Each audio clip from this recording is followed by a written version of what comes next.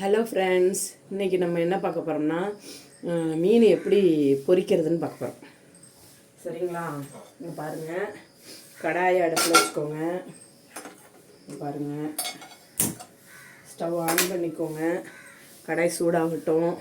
அதுக்கு முன்னாடி இங்கே பாருங்கள், இது என்னென்னா காணாங்கத்தை மீன் வாங்கி இதில் நான் என்னென்ன சேர்த்துருக்கேன்னா கழுவிட்டு வரி வரியாக கோடு போட்டுட்டு அதில் மிளகா வத்தல் பொடி, அப்புறம் உப்பு, அப்புறம் கொஞ்சமாக லெமன், அப்புறம் மீன் மசாலா கொஞ்சமாக, அப்புறம் இஞ்சி பூண்டு ஒரு பிஞ்ச் அளவு போட்டு எல்லாத்தையும் விரவி வச்சுருக்கேன் மசாலாவை. இப்போது நான் அதை பொரிக்க போகிறேன். நீங்கள் இப்போ பாருங்கள் எப்படி பொரிக்கிறேன்னு. ஹலோ ஃப்ரெண்ட்ஸ், நான் தேங்காய் எண்ணெயில் தான் மீன் பொரிப்பேன். நீங்கள் எந்த எண்ணெயில் வேணாலும் பொரித்து கொள்ளுங்கள். ஊற்றியாச்சு தேங்காய் எண்ணெய். பாருங்கள், ஊற்றினோன்னே தேங்காய் எண்ணெய் ஊற்றினோன்னு இப்போது என்ன செய்யணுன்னா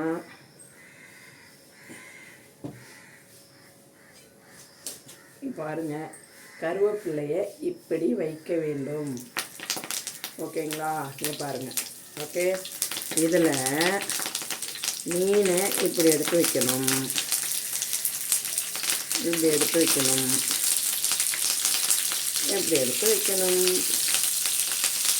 ஓகே,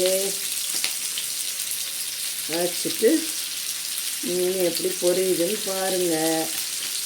அவ்வளோதான் ஃப்ரெண்ட்ஸ், மீன் பொரிக்கிறது கொஞ்ச நேரத்தில் மீன் பொரிஞ்சிடும். பாருங்கள், அதை திருப்பி போடும்போது ஒரு பக்கம் வெந்தோடனே இன்னொரு பக்கம் திருப்பி போடணும். ஓகேங்களா? புரியுதுங்களா? ஓகேவா?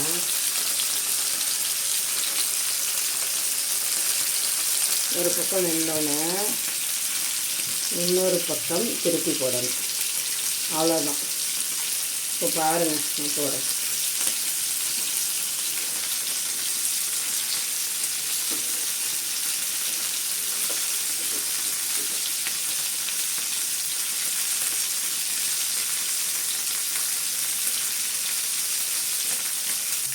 இப்போ பாருங்கள் ஃப்ரெண்ட்ஸ், வெந்துருச்சு பாருங்கள் நல்லா. பார்த்தீங்களா? இப்போ நான் அதை எப்படி திருப்பி போடுறேன்னு மட்டும் பாருங்கள். திருப்பி போடுறேன் பாருங்கள்.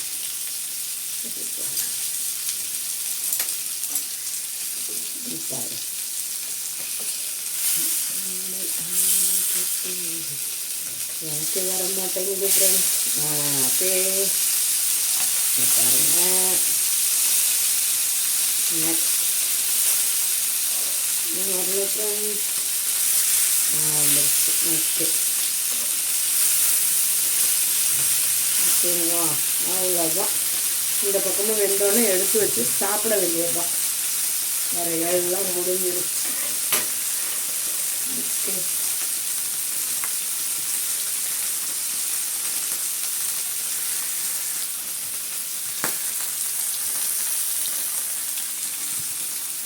என்ன கருப்பாக இருக்குன்னு பார்க்காதீங்க, கருவேப்பிலை கருகி போச்சு. இப்போ பாருங்கள் ஃப்ரெண்ட்ஸ், ரெடி ஆயிடுச்சு. ஓகே, எடுத்து வச்சிடலாம். எடுத்து வச்சு சாப்பிடலாம். அவ்வளோதான்.